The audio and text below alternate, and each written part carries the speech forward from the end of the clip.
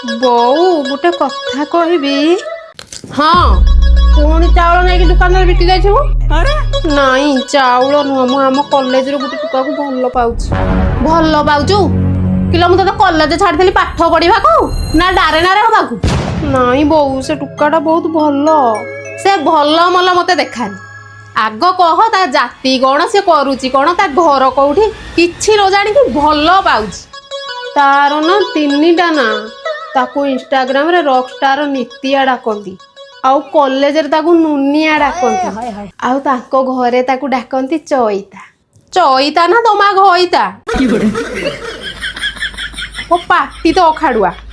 ନାଇଁ ବୋଉ ତାର କେଟିଏମ ବାଇକ୍ ବି ଅଛି। ଆଉ ଖାଲି ସେତିକି ନୁହେଁ, ସେ ଗଞ୍ଜା କୋଟ ବି କାଟିଛି, ଚୁଟି ବି ବ୍ରାଉନ କଲର କରିଛି। ଗଞ୍ଜା କୋଟ କାଟିଛି ମାନେ ଗଞ୍ଜେଇ ଟାଣୁଥିବ। ତୁ କଣ ଭାବୁଛୁ କହିଲୁ? ହଉ ହଉ ସେ ଗଞ୍ଜା କୋଟ କାଟୁ କି ପେଣ୍ଠି କୋଟ କାଟୁ, କାମ କଣ କରୁଛି କହ? ଗାନ୍ଧୀ କେତେ କମଉଛି? ସିଏ ପା ମାର୍ବଲ ହେଡ ମିସ୍ତ୍ରୀ। खत्म। ଆଲୋ ଏ ମା, ଆଲୋ ଏ ବୋଉ, ଏଇଠି ଭୁଲ କରିଦେଲୁ।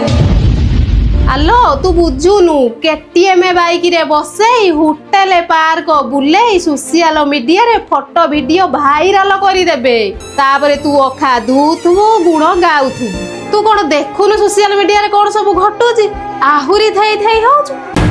ମନେ ରଖିଥିବେ ଆଜ୍ଞା, ଏ ଭିଡିଓଟିକୁ ହାଲକାରେ ନେବେନି, ଟିକେ ଡିପଲି ଭାବିବେ।